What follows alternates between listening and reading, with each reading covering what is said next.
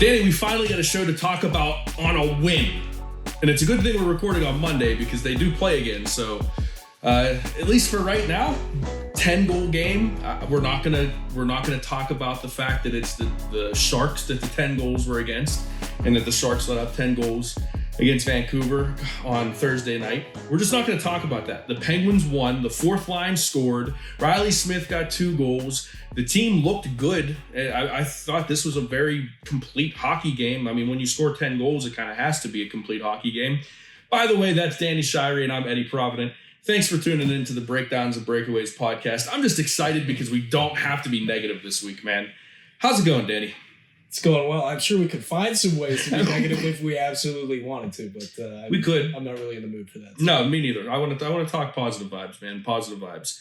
That's why I wore the Chiefs jersey. Positive vibes. I'm loving it, and that's great. It was one of my favorite Christmas gifts I've gotten in a while, so figured I'd throw it on. Just good hockey mood, good hockey vibes. Just keep them rolling. Where do you want to start? Because the two that I brought up to you were Riley Smith and his 2 goals, or the fourth line and their 2 goals. Dealer's choice. Where do you want to go? Yeah, let's start with the fourth line. Let's start with the fourth line.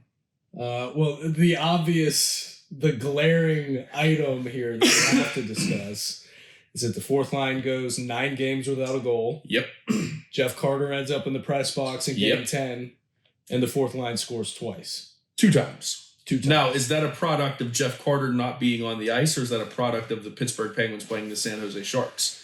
More so the latter, I would have to imagine. But, again, it's very, very striking here. Like, I saw a tweet from Dan Hopper. He's, like, one of my favorite Twitter follows. It's just so funny. But he was talking about, he's like, everybody wants to jump to the fourth line finally scored off after Carter went to the press box or whatever it is. But he's like, that is literally what happened. Like, that is the truth. It's not even so much. Well, my thing with it is that, like, you're basically set on having Shirey at center on that line, and then it looks like they're at least going to give Nieto some more run over there. So, like, Carter was the obvious guy to come out of there. But the guy who replaced him, Vinny Hinostroza, I think he does complement the other 2 guys pretty well because he brings a lot of speed to that line.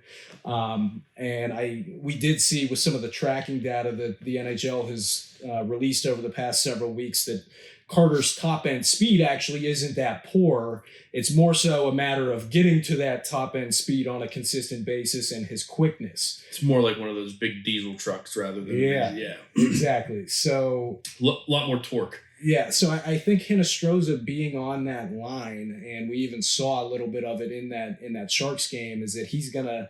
Like, I think Shirey and Nieto are really going to rely on him to be the transition machine on that line, because Shirey's he just doesn't have the puck skills to do it at center, and Nieto's never really been the kind of guy that you're looking at to be like, hey, will you lug this puck out of the D zone up all the way across the offensive blue line?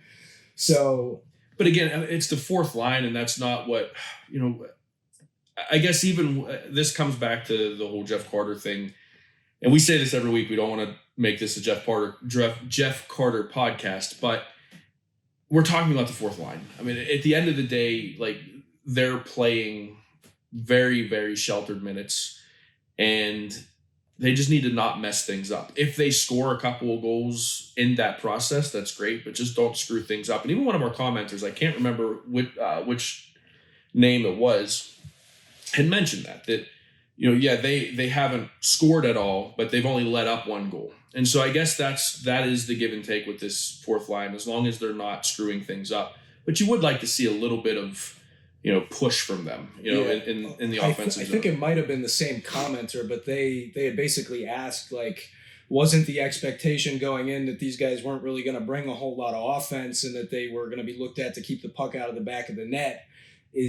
Have they been that bad offensively, or is it more so that they're just not doing a good enough job defensively? And my response to them was, well, I think they've generally been fine defensively, but I think the reality is really setting in here that you can't get by with them never, ever chipping in. Like, there has to be a level that they reach on a somewhat consistent basis here to support the scoring of the top of the line. It's kind of like what we were talking about with with Erik Karlsson, but the opposite side of it. Like how much offense for Erik Karlsson is needed for him to offset his poor defensive numbers. And it's kind of the same thing. This is how I look at the fourth line, is how much offense is needed for them to stay above water, basically. They're going to be solid defensively, but what is that magic number for offense? And I don't think that they've hit it this year. And I think that I also don't think it's realistic to assume they're going to score 2 goals a game either. That would be great, but I don't think that they're not going to have every game against the San Jose Sharks, and they're not going to have every game where they're clicking and the puck's falling their way. But if they could, couple goals every few games, kind of just keep an even, I'm fine with that. I'm fine with them playing that way, whether Carter's on that line or it's Heinestruz or whoever it is, as long as they're just not an offensive black hole like they've been for the first 9 games. Yeah, I mean, if like on a per hour basis, if that line, after they've played several hours together, and again, the combinations are subject to change. I haven't. I know the Penguins are practicing like on our way over here, so I haven't seen if there's been any lineup changes or anything. But assuming that everything remains the same, after 2 or 3 hours together, that Nieto, Achari, and Hinostroza line, I would like to see them cashing in around 2.5 times every hour that they're out on the ice. That's not a great or like even awesome level or anything, but it's enough. It's a baseline level where I think if the top 6 continues to do what they've done so far, exactly, and if the third line, which we can talk about as well, at least briefly here, if the third line continues to, I saw, this was prior to the Sharks game, so I don't know what the number is after. But prior to the Sharks game, the third line of O'Connor, Eller, and Zohorna had been controlling 70% of the expected goals. 70. Now, that's not going to – let's temper expectations here again. That's not sustainable. No.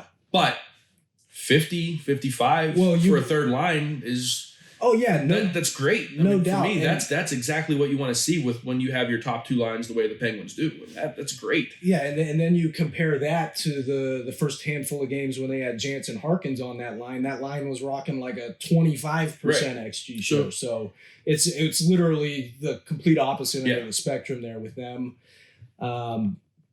Really, it's just going to come down to, I think, for that third line, whether any of those guys, and I'm more so looking at O'Connor and Zohorna, but can one of those 2 guys or maybe both of them reach the 13, 14 goal figure over the course of the season? Because the Penguins are going to need that. Yeah. The other thing is Eller, I'm hesitant to assert that he will get around 15 goals. But what's been encouraging is that he has been shooting the puck a lot. Like right as of the time we're recording, at 5-on-5, the rate at which he's attempting shots, and I even believe putting them on target, are career highs right now. So that is encouraging. Do we think Lars Eller is going to be the perfect third line center for this team all year? I don't know. We've talked about that quite a bit. But one thing that's encouraging to me with all of this is with them taking Carter out of the lineup. We had talked about it earlier that's kind of what we want to see from them, is not have Carter as an everyday player. And the fear was, well, he's that veteran and he's that guy that they're not going to take him out. Well, they took him out. The fourth line played fine without him. And what's encouraging to me is now, if you can rest Jeff Carter throughout the season and kind of spot start him, and maybe he plays 55 games, 60 games instead of a full 82, which is still high for me, but at least you're spreading him out some. Now, I think Jeff Carter can, not that I think he has a lot to offer, but I don't think that he'll be the black hole that he's been if he's getting rest throughout the season. I think he can be a competent fourth line winger if he's able to get that rest. And the fourth line playing good without him, I think maybe gives Sullivan a little bit of, I would like to think it gives Sullivan a little bit of like confidence that, okay, I can sit him and we can spread the load out and kind of keep this thing going longer. And that to me is the perfect situation for this Penguins team if they're able to do that. not just with the fourth line, but shuffle some things every couple games just to keep guys fresh. Because with the age of the top half of the roster, they're going to need to keep these guys fresh. Yeah, you might be right about Carter. I just disagree. I'm not optimistic that.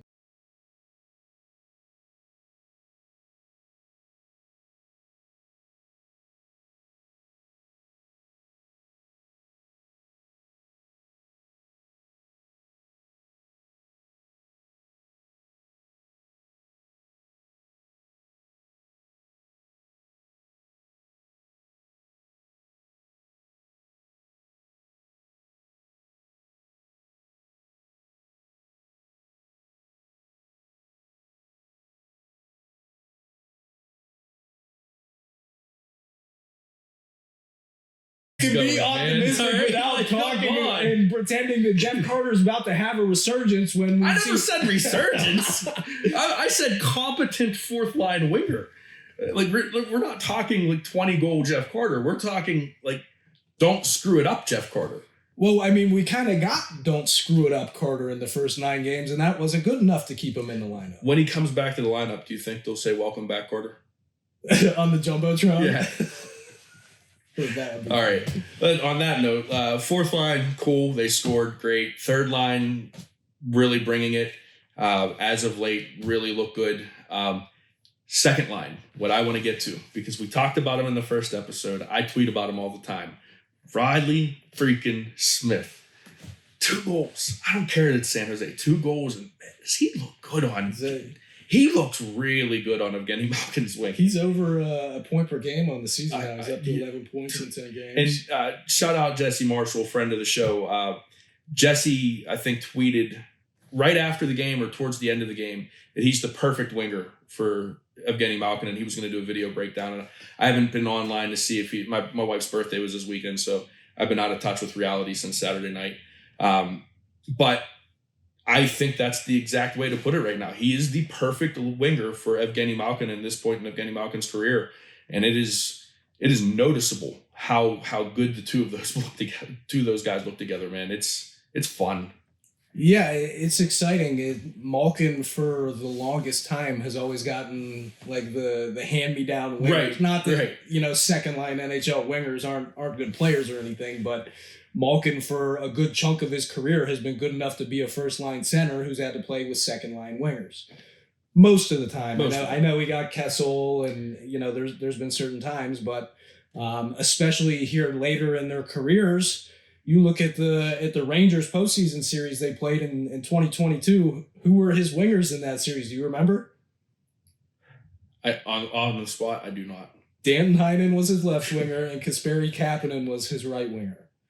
Now he's got Riley Smith and Ricard Raquel, who hasn't been playing really well, but we're keeping it positive. I still think they just need to move him up, put Russ down with Gino. I think that's the optimal. It's a glaringly obvious fix, especially because we know that Russ does well and fine with Malkin. So last year when Rust was kind of a little bit up and down, and even though when Rust was playing with Malkin and Zucker, that line was really performing really well, even though Rust himself wasn't scoring a whole lot.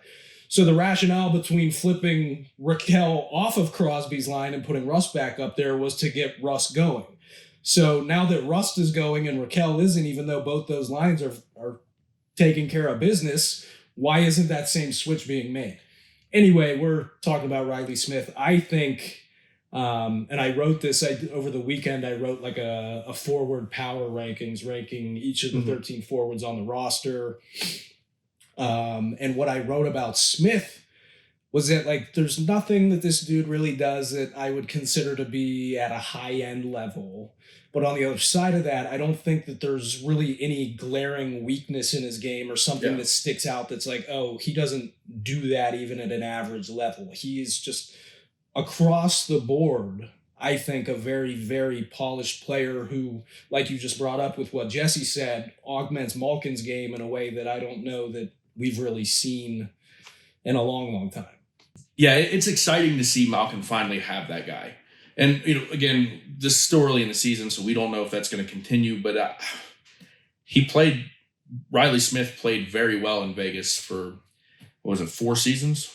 for It was longer than that, 5 seasons. Yeah, so there's nothing in Riley Smith's history that points to a drop-off, and nothing in Gino right now points to a drop-off. So it's exciting to see, finally, that guy. Like, again, we just talk about the glaring fix. I'd love to see Raquel up on the top line with Crosby, and I'd love to see, Rust, because of the way he plays too, not just because try to get Raquel going. Just Rust's game, I think, lends itself to what Riley Smith and Evgeny Malkin are doing with each other right now. And I think Raquel playing that net front presence with Crosby is really going to benefit him, because he's going to get a lot of rebounds. He's going to get a lot of opportunities to, clean up some garbage in front of the net. And he has a decent shot. Crosby's going to set him up. So if we see it, Sullivan has to see it. Is it stubbornness? Is it like, what do you think it is with Sullivan? Is it Crosby really wanting to play with Rust? Like, what do you think that is holding things up here? Well, one, I'd say the biggest thing that's holding things up right now is that Rust is playing really well on that line. And I've been vocal about my displeasure about their kind of fire wagon style, where like we saw it in the Colorado game, when they really key in and focus on not getting caught too deep in the offensive zone and letting the puck get above all 3 forwards. If they're really paying attention to the routes they're taking when they're back checking and actually engaged. And I really don't want to use the term effort, but like it's been really clear which games they're putting in the effort in that regard and which games they aren't. So they're very capable of doing it, but they just haven't been doing it a lot or at a level that I would expect from them. Now, with that being said, they've been creating so much, like whether it's just pure chances and they're still scoring a lot as well. So there's not really a whole lot of incentive there to break them up. If it did get to a point where that didn't matter, I think the two things that are getting in the way are that, one, like you said, Crosby, like he 100% prefers playing with Rust. It's been that way for several seasons, even before the Penguins brought Raquel in from the Ducks. Sure. As far as on Sullivan's part, I don't know that it's like I have brought up his stubbornness with some things before. I don't know. Like it's hard to know, because what is stubbornness isn't the right word. Maybe it's a trust factor. Well, yeah, it's like, what is the dynamic like between Sullivan and Crosby, and Crosby going, I prefer to play with this guy, and is. Or, like even not taking to the negative route. Like I said, maybe using the word stubbornness isn't fair to Sullivan. Maybe it's just he trusts these players, especially the top 6 players, so much that he knows, like in his gut, they're going to figure it out. Just give them time. It's early. They're going to figure it out. And maybe that's the approach that Sullivan's taken, is give them time to just figure it out on their own and get it together. Because we do know with Raquel, he's one of those players that once he puts one in the net or puts a couple, gets rolling, that's the kind of thing that could open the floodgates for him. So I kind of I get that point to where it could just be, all right, let's just see what happens and see if they can figure it out as players on their own before I step in as coach. Yeah. And again, like really it's only Raquel in that top 6. Yeah. It's not doing a whole lot. And, I'm planning to write about this week. I wanted to do it last week. I just didn't really find a good time to do it. But I actually want to get into the video on why like Raquel hasn't been producing a whole lot and why he hasn't been scoring. Because if you look at his shot rates, it's not that he hasn't been shooting the puck. Okay. He's toward the top of the team, at least during 5-on-5 play, at the rate at which he's attempting shots and putting them on goal. So it hasn't been for a lack of him not wanting to shoot the puck all of a sudden or anything like that. And we know that this guy has a at times lethal shot. Yeah. So for sure, you would have to think that if he keeps getting these opportunities, the puck will go in the back of the net. I really like him with Crosby, and I think we've talked about this on here before as well, because he just brings an element and a dynamic to Crosby that Rust really doesn't. Now, Rust is probably a better puck carrier in transition for that line, and maybe that has something to do with it. Although Crosby and Gensel still have quite a bit of foot speed, so I don't know that they like have to rely on a Rust to transition for them. But the work that Raquel does for them down low and grinding along the boards, I think he's able to hold off defenders and use his body in ways that Rust can't, that create space. And we've seen quite a bit throughout Raquel's time on that line that he's really good at holding guys off down low, and he'll drop the puck off on like a rotation or a cycle. He'll slip up into the high slot completely unmarked while Crosby and Gensel are suddenly down low doing little reverses with each other, and then one of them finds him in the high slot and he rips it home. So I want to kind of, I guess not pivot, but I want to build on this, okay? Because last week on the show, we were pretty rough, pretty pessimistic, pretty maybe overly realistic with what has been happening so far. And I don't want to make this 10-goal game against the Sharks as like this turnaround point where everything is, green pastures and everything's good. And no, it hasn't. And that's why we're not focusing on that game. I don't want to make it sound like that, especially after we just had the conversation we had last week.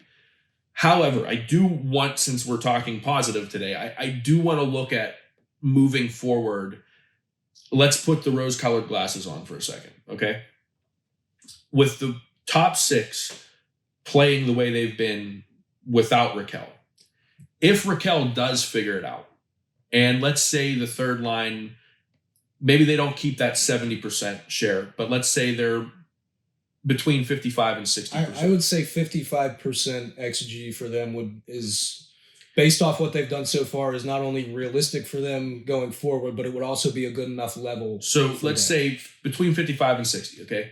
And then let's say the fourth line just doesn't mess it up, like what we've been talking about, right? Let's say we get the same fourth line that we got in the first 9 games of the season, where they don't really score a ton, but they're not letting up goals either. They're just kind of making they're taking their 8 to 10 minutes a game and just making it even.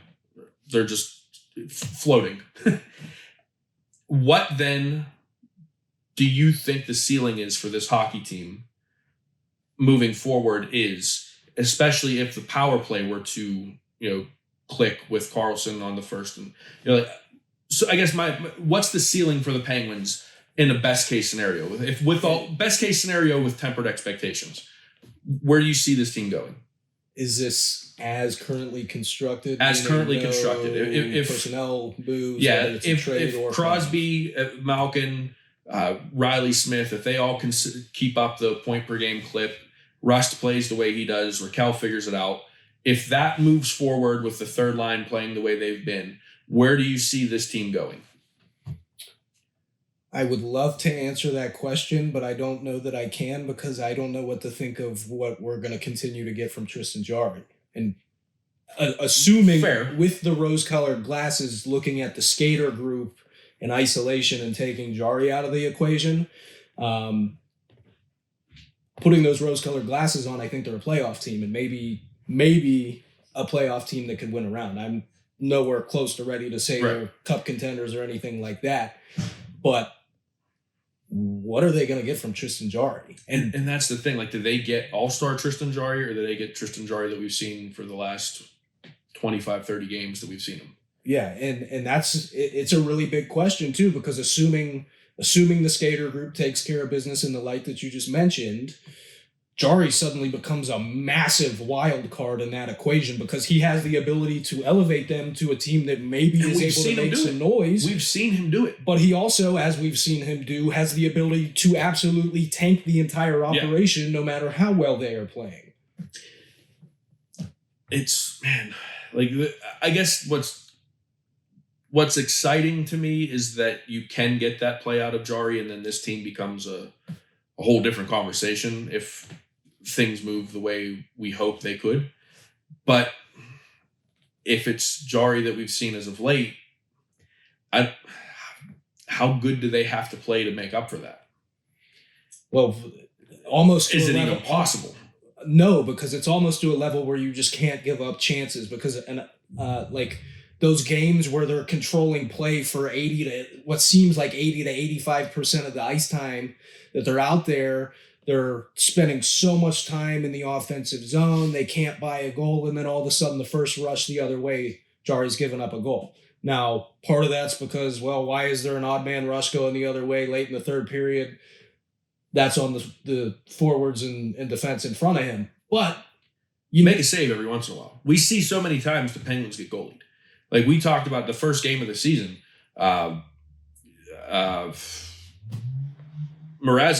stood on his head against the Penguins in the second and third period.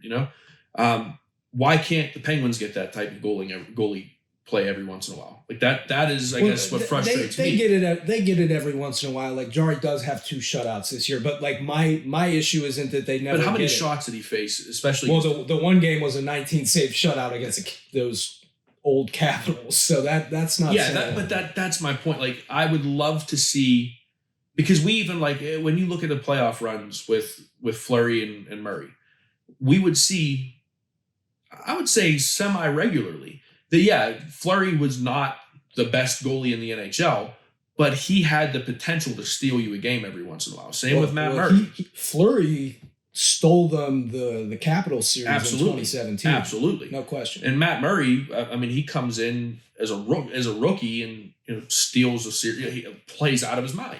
Yeah, you could make the argument that Murray the year before stole the Capitals series. Right.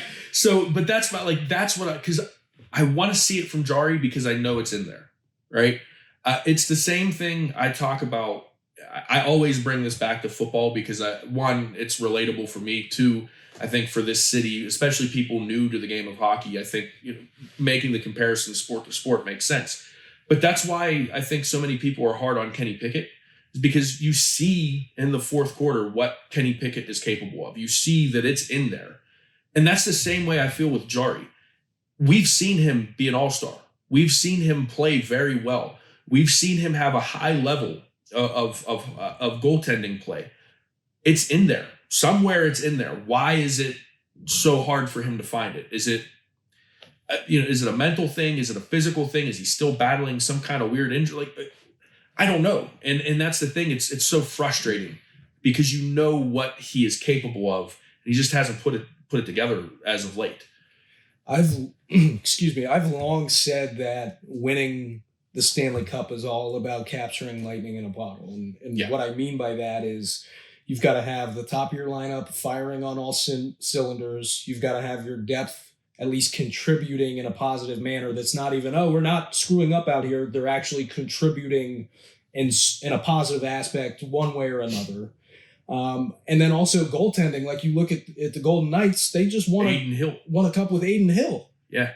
So I guess if you're looking for that optimism and you want to put on those rose-colored glasses, I think the thing you got to hang your hat on here, because Jari's obviously not going anywhere, is that we know he's at least capable of playing at that, not as maybe not a top 5 goalie in the league, but I would say when he is on his game, he's a top 10 guy.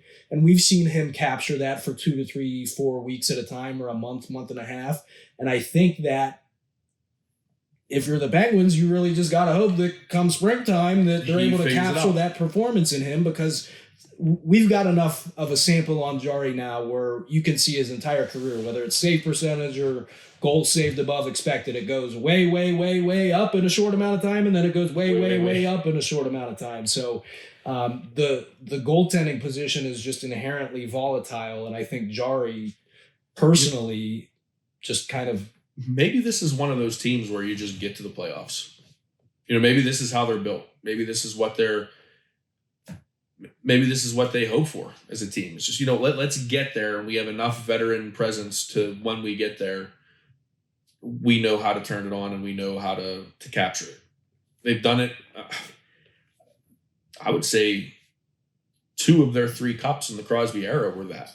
They lose a coach. They get into the playoffs as a 4 seed or a 5 seed, and they figure it out, and they go on a run. Maybe that's what this hockey team is, and they just have to get there. But the challenge this year with the way the Metro is going to be getting there. This is a difficult division. I mean, when you look at it on paper, there's only 2 teams that are bad, and the other 5 Well, I think the jury's still Yeah. out on the Flyers, but we'll see. You don't think the Flyers are good or bad? They've been decent to start the year. Is that a fluke or is that? Well, that's why I said the jury's still out. The Blue Jackets, on the other hand, I had so many. It's so funny. Like I was so critical of the offseason that they had and what Jarmo Kekalainen, their general manager, has been doing. And when Babcock was relieved of his duties or they went their separate ways or whatever, I was like, all right, I'm writing a column on this to just kind of air out all my thoughts and feelings on this. And when I tweeted it out, I had some people responding to me that were like, you really think the Jackets are going to be that bad this year? And like some people were like adamant that this was going to be a good team. And I'm just like, no, they're not. And they had Line at center. Yeah, how long did that last? But that's my point. Patrick Line at center. And speaking of, since we're crapping on the Blue Jackets instead of the Penguins today, did you see that Johnny Gaudreau, their massive big fish signing that they had to have last offseason? Well, their new head coach, Pascal Vincent, or is it Vincent Pascal? Do I have it backward? I think it's Pascal Vincent. Anyway, I honestly don't remember. Last time the Blue Jackets played, Gaudreau played about 11 and a half minutes or like 11. Oh, that's good. So that franchise is inept. You know what? This is where the hockey talk stops for the day. Because you said inept, and that's a great segue. You know what else is inept? ILOs. Oh my God. As I said, hockey talk's over for this episode, so if this is what you're here for, hockey talk, you could leave. We're talking pizza right now. I've been wanting to get this out there. Oh, God. Danny Shirey is of the opinion that ILOs, or Alios, depending on what part of town you're from, is a better pizza than Minio's. Why? Because it is. What about it, though? Like, what makes it good to you? And I'm not saying... So are you saying it's bad pizza? Your argument's not even that it's I'm not worse saying than... that it's bad pizza, all right? It's on my top 5 in the city. Okay? But Minio's, to me, is like the clear number 1. Like, there's not even a challenger to me. Does Minio's have banging white pizza? Does Minio's have banging pepperoni rolls? They do what they do, and they do it well. Okay? You go to Minio's for the Sicilian, or you go to Minio's for a pepperoni. That's all right. I'm not a Sicilian guy. I love me a good pepperoni pizza, and I think Aiello's does it extraordinarily well. I will say, growing up in a family that always preferred Aiello's over Minio's, Aiello's is not current day. Aiello's is not as good as it used to be, but I still hold it up over Minio's. Do you know the history? You've told me this before, but if you would like to get this out, yes, I would. Aiello's was started and opened by the guy who left Minio's. And he did it better. No, he basically was just like, I don't like you guys. I'm going to make my own pizza, but I'm going to steal your ideas and tweak them a bit. And when he tweaked them a bit, he messed them up. It's not the original, man. Minio's is the GOAT. It's the original. It's the old. That is like the... Well, you know the great thing about this country, man? You're free to go eat your Minio's, and I'm free to go eat my Aiello's, and we can go about our business. Hey, look, if you want to live your life being wrong, I'm okay with that. If you want to be the Flyers fan of Pittsburgh pizza, I am completely okay with that. Speaking of, I'm not going to, but if I unzip my jacket right now and reveal the shirt that I am wearing, I think a vast majority of our audience would be extremely disappointed. Is it not a Chiefs jersey? It's not a Chiefs jersey, and it is not a Capitals or Flyers shirt or anything. But oh man, I don't even want you to unzip your jacket like when we are walking out of here today. Like I don't want to look at you in a worse light than I already do because of the Aiello's. Well, I am a sucker for just appreciating greatness in hockey, like even above my interest in the Penguins. Yeah. And I would say this shirt kind of captures that element. Okay. But it's not necessarily something the Pittsburgh hockey fans would probably be very fond of. You're wearing an Ovechkin t-shirt. I may or may not be wearing a t-shirt with a picture of Ovechkin laying in bed with the cup. That's actually, I'm not going to lie, that's pretty cool. There's no Not as Capitals cool- logo on Not it or as cool anything. as my Phil Kessel Thriller t-shirt that I have at home. Have I seen that? I don't know. Maybe I'll wear it next week. Okay. It's a little tight on me because I've put on a couple pounds since, but maybe I might. I'm pissed. How did you guess that I'm wearing an Ovechkin shirt? Because I don't even think I've worn it in front of you before.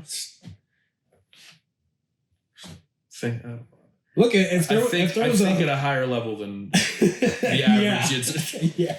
Look, if there was a sick ass picture of Crosby laying in bed with the cup, I'd get a shirt of that too. I mean, they photoshopped Phil Kessel's head onto Michael Jackson's Thriller album cover, so we just photoshopped it onto Ovechkin. All right. Well, if any of our listeners are that upset that I'm wearing that shirt, the other thing too, yes, I guess my interest and focus is on the Penguins, but I turned in my fan card a while ago.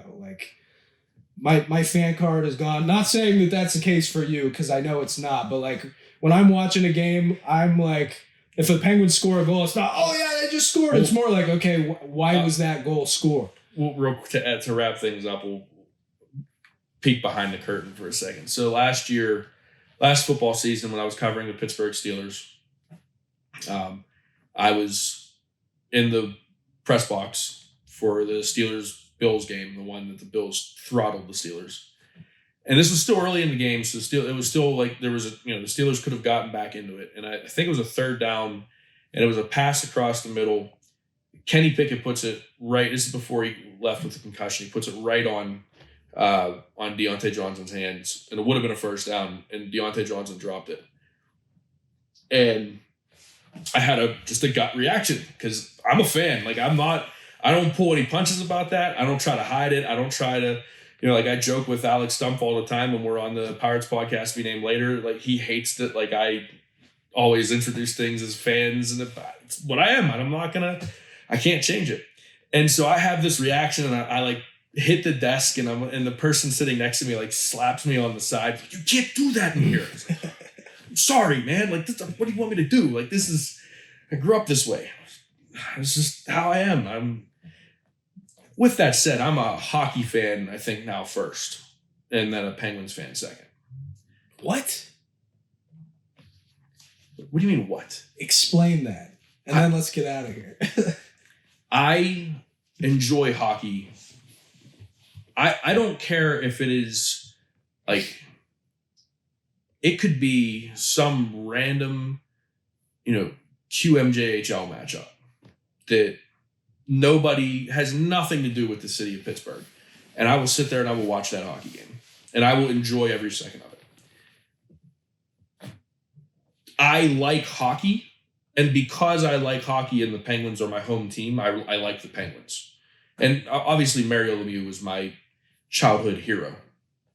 But if the Penguins were not a thing, if they left Pittsburgh or if they never existed, obviously that would change things with my family dynamic and how my dad brought me up around hockey, but I think I would still be a insane hockey fan without the Penguins. Okay.